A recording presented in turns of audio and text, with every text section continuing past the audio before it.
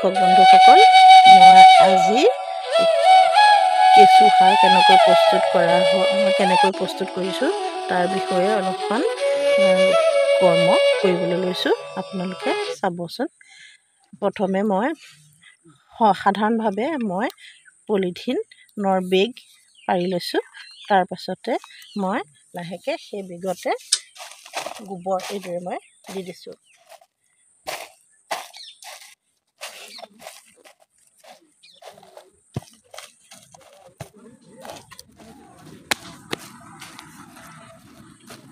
গোবৰখিনি সৰু সৰুকৈ এনেকৈ মিলাই দিছোঁ। গোবৰখিনি মিলোৱাৰ পাছত মই সৰু সৰুকৈ কলগছৰ সৰু সৰুকৈ টুকুৰা এইদৰে কৰি দিছোঁ। টুকুৰাবিলাক এইদৰে মিলাই দিছোঁ।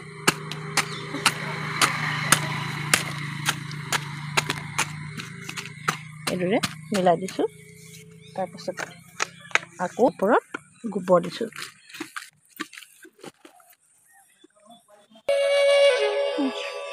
এইদৰে গোবৰটো মিলাই দিছোঁ।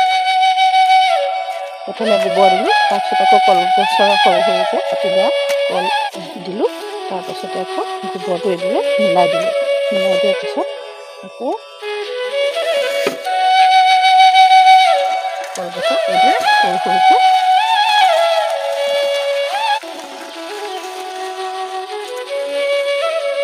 কাটি থোৱা কলগছৰ ফুলবিলাক দি দিছোঁ। এইদৰে তৰকাৰী বনাই সৰ্বসাধাৰণভাৱে কেনেকৈ কোনো কৰে আমি সেইবাবে কেনেকৈ মই কৰিছোঁ তাকে মই আপোনাক দেখাইছোঁ।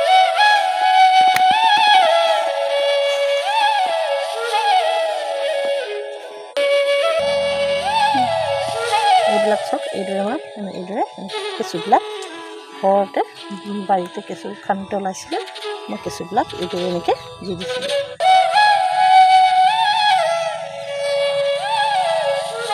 একদম পইচা এটকাও নালাগে, পইচা নলগাকৈ কেনেকৈ আমি সাধাৰণ মানুহে কৰিব পাৰিম তাৰ এটা আভাস দেখুৱাইছোঁ। আমিও এনেকৈও কৰিব পাৰিম, সেই কথাটোকে কৈছোঁ। চাব দেই, এইদৰে আমি কেঁচু এনেকৈ দি দিছোঁ। মই আগতে কৰি চালোঁ, চাই পেলাই মই দেখুৱাব পাৰিনে নাই, কামটোতো হয়নে নহয় মই সেইটো চালোঁ। চোৱাৰ পাছত যেতিয়া দেখিলোঁ মই হয় বস্তুটো সেইদৰেও কৰিব পাৰি। সেইটো কাৰণে আপোনালোককো দেখুৱালোঁ। মোৰ দৰে যাতে কম পইচাতে এনেকৈ কৰিব পাৰি সেইটো আপোনালোকক মই দেখাই দিছোঁ। এইবিলাক কেঁচু চব এনেকৈ মই ঘৰৰ বাৰীতে বাৰীত যেতিয়া কৰিছিলোঁ তেনেকৈ ওলাই আহিছে। এইবিলাককে মই আকৌ কৰিছোঁ, এনেকৈ কৰি দিছোঁ। ইয়াত দি দিছোঁ। দি দিয়াৰ পাছত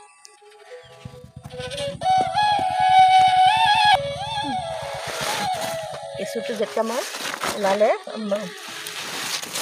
তাৰপিছত সেইদৰে মই চাওক হৈ গ'ল। মোৰ পাছত 15-20 দিনৰ পাছত মই দেখিছোঁ মোৰ এইদৰে কেঁচু সাৰ হৈ গৈছে। ইতিমধ্যে এইদৰে কেঁচু সাৰ হৈ গৈছে। আৰু ইয়াত আপুনি চাওক, এইবিলাক কেঁচু চাওকচোন, এইবিলাক কেঁচু ইয়াত ওলাইছে এনেকৈ এইদৰে কেঁচু এইদৰে ওলাইছে। আৰু এইবিলাক কেঁচু সাৰ হৈ গৈছে। এইবিলাক কেঁচু ওলাই গৈছে 15 দিনৰ পাছত, 15-20 দিন হৈছে আৰু 20 দিনৰ পাছত মোৰ কেঁচুবিলাক অট'মেটিক জীয়াই গৈছে সিহঁতি আৰু ধুনীয়াকৈ হৈ গৈছে। মই ইয়াত একদম বিনামূলীয়া, এটকাও পইচা খৰচ নহয়। কেঁচুটোও মোৰ পইচা দি কিনা নাই আৰু গোবৰটোতো নায়েই। আৰু কলগছৰ নিজৰ ঘৰৰে ঠিক তেনেকুৱা। খালি আৰু মই কেঁচুবিলাক যে পাওঁ মই সেই বাৰীত খান্দোতে তেতিয়া মই ইয়াত দি দিওঁ। তাৰপিছত দি দিয়াৰ পিছতে হৈ গ'ল। চাওক, মোৰ কেঁচু সাৰ প্ৰস্তুত হৈ গ'ল। এইদৰে কেঁচু সাৰ এতিয়া মই ধুনীয়াকৈ দি দিব পৰা হৈ আছোঁ। আৰু কেঁচু সাৰ মই নিজৰ ঘৰৰ কাৰণে কৰি আছোঁ। আৰু এইবিলাক হৈ গ'ল। আৰু এতিয়া ইয়াতকৈ মই চমুকৈ ইয়াতে আপোনালোকক দেখালোঁ। এনেকৈ মই যেনেকৈ কৰিছোঁ আপোনালোকে এবাৰ কৰি চাই চাবচোন। আৰু মই চমুকৈ সামৰণি মাৰিছোঁ। নমস্কাৰ।